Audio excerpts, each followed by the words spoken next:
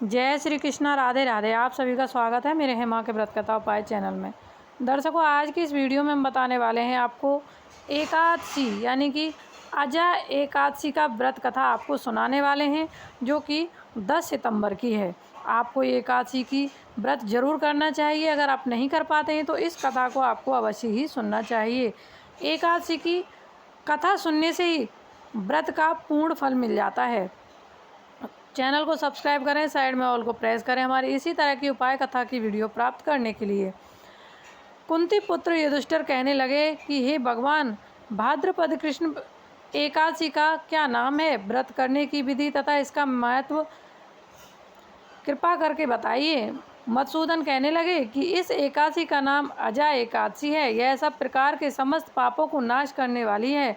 जो मनुष्य इस दिन भगवान ऋषि के इसकी पूजा करता है उसको वैकुंठ की प्राप्ति अवश्य होती है। अब आप इसकी कथा सुनिए।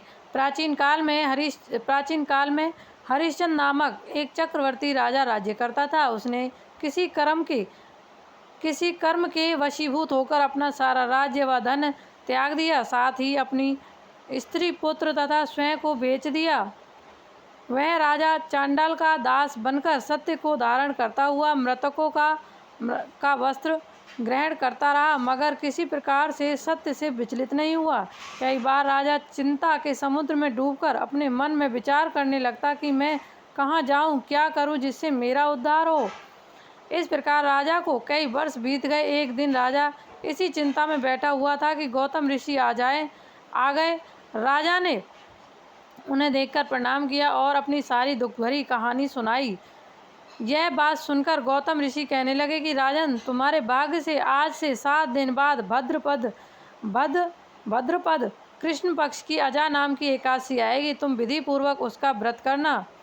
गौतम ऋषि ने कहा कि इस व्रत के पुण्य प्रभाव से तुम्हारे समस्त पाप नष्ट हो जाएंगे। इस प्रकार राजा से कहकर गौतम ऋषि उसी समय अंतर्ध्यान हो गए। राजा ने उनके कथा अनुसार एकादशी आने पर विधि पूर्वक व्रत व जागरण किया। उस व्रत के प्रभाव से राजा के समस्त पाप नष्ट हो गए।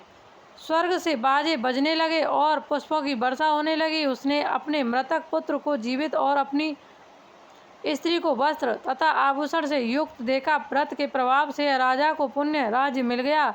अंत में वह अपने परिवार सहित स्वर्ग को गया। हे राजन, यह सब अजा एकादशी के प्रभाव से ही हुआ है।